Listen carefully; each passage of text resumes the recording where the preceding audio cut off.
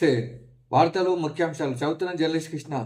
Kapra circle పరిధిలోని పద్మశాలి టౌన్షిప్లో జోరుగా అక్రమ నిర్మాణములతో ప్రభుత్వ ఆదాయానికి భారీ గండి కొడుతున్న నిర్మాణదారులు, పట్టించుకోని అధికారులు. పద్మశాలి టౌన్షిప్లో జోరుగా నిర్మాణాలు చేస్తుంటే కాప్రా టౌన్ ప్లానింగ్ అధికారులు చోద్యం చూస్తున్నారు. ప్రభుత్వ భారత్ ఇంటర్నేషనల్ ఆధ్వర్యంలో అంబేద్కర్ ఆలోచన విధానాన్ని ప్రజల్లోకి తీసుకెళ్లడానికి 192వ వారం నిత్య పూలమాల కార్యక్రమం నిర్వహించబడింది. ఈ కార్యక్రమంలో మేకల దాసు, నరసింహరావు, బండారి రామదాస్, గణేష్, ఆంజనేయులు తదితరులు పాల్గొన్నారు. నారాయణఖేడ్ నియోజకవర్గంలోని సిర్గాపురం, సంజీవరావుపేట, సాగర్ లోని మైలార్ మల్లన్న జాతరకు ముఖ్య అతిథిగా హాజరైన ఆశీస్సులు తీసుకున్న అఖిల భారత యాదవ సంఘం తెలంగాణ రాష్ట్ర మహిళా అధ్యక్షురాలు మరియు చెరపేట డివిజన్ కార్పొరేటర్ బొంతు శ్రీదేవి యాదవ్, కుషాయిగూడ హనుమాన్ విగ్రహ నిర్మాణ సమితి, బజరంగ్ దళ్ సంయుక్త ఆధ్వర్యంలో కుషాయిగూడ బస్టాండ్ లో నిర్మించ తలపెట్టిన 26 అడుగుల భారీ హనుమాన్ విగ్రహాన్ని పోలిన నమ్మున్న విగ్రహాన్ని గ్రామస్తులు సామూహికంగా ఆవిష్కరించారు. కార్యక్రమంలో గ్రామస్తులు, హనుమాన్ భక్తులు పాల్గొన్నారు. గ్రూప్ 2 పరీక్షల్లో పకడ్బందీ ఏర్పాట్లతో కోరుట్ల అరుణోదయ డిగ్రీ కళాశాల సెంటర్లో నిమిషం లేటు రావడంతో అధికారులు అనుమతించకపోవడంతో ఆశతో అక్కడే హాల్ టికెట్ చింపివేసి వెళ్లిపోయిన అభ్యర్థి.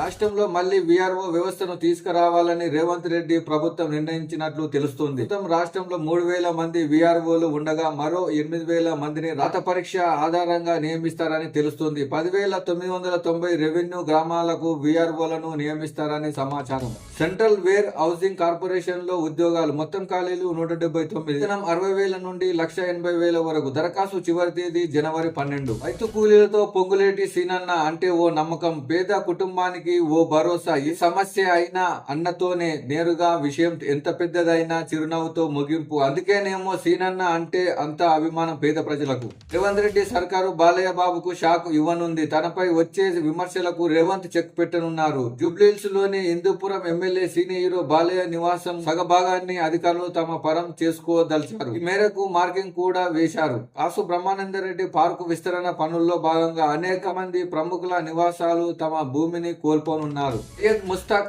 అలీ టీ20 టోర్నీ ఫైనల్లో మధ్యప్రదేశ్ కెప్టెన్ రజత్ పాటిదాస్ విధ్వంసం సృష్టించారు. మధ్యప్రదేశ్, ముంబై జట్ల మధ్య బెంగళూరు వేదికగా నిన్న ఫైనల్ మ్యాచ్ జరిగింది. ఢిల్లీలో పెరుగుతున్న నేరాలపై కేంద్ర హోంశాఖ మంత్రి అమిత్ షాకు ఢిల్లీ మాజీ సీఎం, ఆమ్ ఆద్మీ పార్టీ అధినేత అరవింద్ కేజ్రీవాల్ లేఖ రాశారు. ఢిల్లీ నేరాలకు రాజధానిగా మారిందని ఆ లేఖలో ఆందోళన వ్యక్తం చేశారు. ఢిల్లీలో డ్రగ్స్ నేరాలు 350% పెరిగాయన్నారు. మహిళలపై నేరాలు, హత్యల్లో ఢిల్లీదే మొదటి స్థానం అన్నారు. ఢిల్లీలో బాంబు బెదిరింపులు నిత్యకృత్యంగా మారాయన్నారు. ఢిల్లీ నుంచి సౌదీ అరేబియా వెళ్లనున్న ఇండిగో విమానాశ్రయం కరాచీ విమానాశ్రయంలో అత్యవసరంగా ల్యాండ్ అయ్యింది. విమానంలో ప్రయాణిస్తున్న ఓ భారతీయ వ్యక్తికి ఆరోగ్యం క్షీణించడంతో పైలట్ కరాచీ విమానాశ్రయం ఎయిర్ ట్రాఫిక్ కంట్రోల్ ను సంప్రదించాడు.